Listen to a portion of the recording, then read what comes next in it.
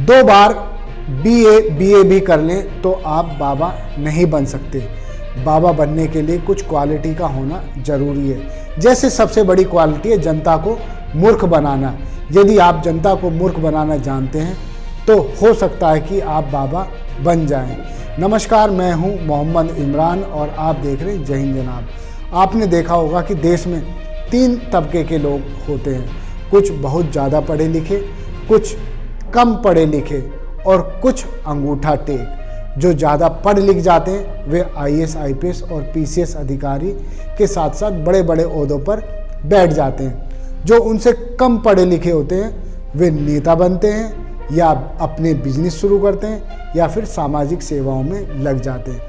मगर जो अंगूठा टेक होते हैं वे इन दोनों पर राज करते हैं। यानी बात कर रहे हैं बाबाओं की।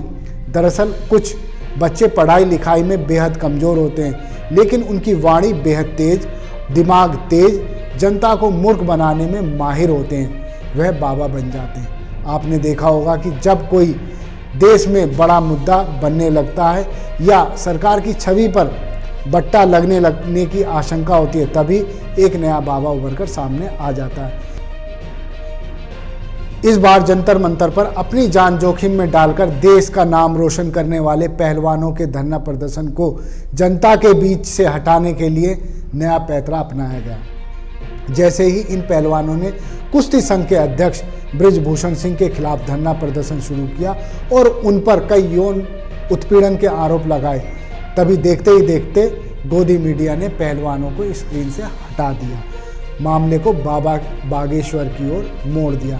बाबा बागेश्वर कौन है, क्या हैं और क्या करते हैं, चंद लोगों को ही पता था। लेकिन 24 घंटे में सबसे ज़्यादा बाबा की खबरें दिखाई गई। चैनलों के बड़े बड़े एंकर उनका इंटरव्यू लेने के लिए लाइन में लग गए।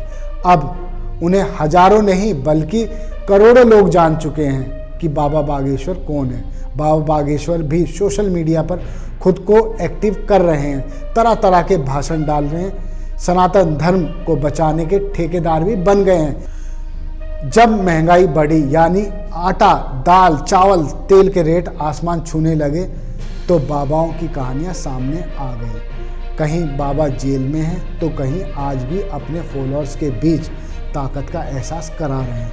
इतना ही नहीं, भाजपा भी ऐसे बाबाओं को ढूंढकर उनका समर्थन करने में जुट जाती है। सवाल है कि एक राजनीतिक दल को क्या किसी बाबा के सपोर्ट मांगने या देने की जरूरत है?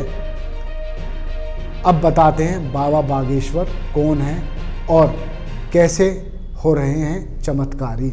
देश भर में पंडित धीरेन्द्र कृष्ण शास्त्री बाबा बागेश्वर कथित चमत्कार, दावे और चुनौतियों को लेकर जाने जाते हैं। दरअसल जब भी कोई परेशान होता है तो वह अंधविश्वास की ओर दौड़ जाता है। वह किसी बाबा के द्वार पहुंच जाता है।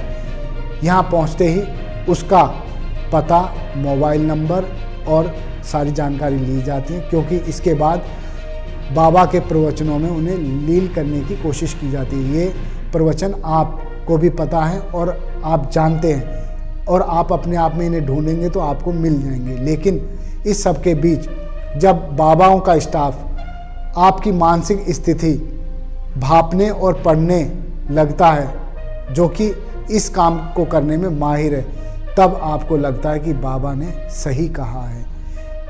बाबा की ही कृपा है जो मैं आगे बढ़ रहा हूँ। तरह तरह के विश्वास, अंधविश्वास, कल्पनाएं आपके मन में आएंगी और आप बाबा के प्रति और अट्रैक्टिव होंगे और उनकी बात मानेंगे।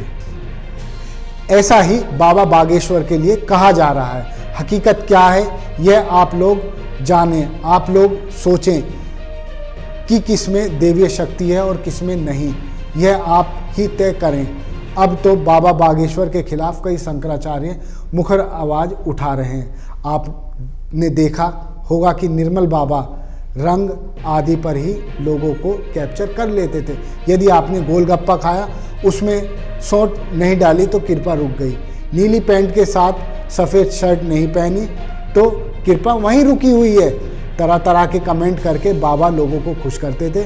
लोग सोचते थे कि बाबा उन्हें सही रास्ता दिखा रहे हैं। ज़्यादातर लोगों ने वेब सीरीज आश्रम भी देखी होगी, बाबा पर आधारित है। देखा होगा कि किस तरह से पूरे षड्यंत्र के साथ दिखावा करके भोली भाली जनता को बेवकूफ़ बनाया जाता है। राम रहीम, रामपाल सिंह, आसाराम बापू के साथ साथ दर्जनों ऐसे बाबा बाजार में आए जिन्होंने लोगों के विश्वास और प्यार का खून किया। इतना ही नहीं, बड़े बड़े नेता उनसे आशीर्वाद लेने तक गए और उनके आश्रम चले गए, उनके पैर तक छूने लगे, अपनी पार्टी के लिए उनसे समर्थन मांगने लगे। क्या ये सही है? आप अपने आप से सोचिए कि किसी राजनीतिक पार्टी को क्या किसी बाबा की ज़रूरत है? दरअसल कोई भी राजनीतिक दल हो, उसे अपनी विचारधारा और अपने कामों पर विश्वास होना चाहिए, ना कि किसी बाबा पर। धन्यवाद। देखते रहिए जय हिंद जनाब। जय हिंद।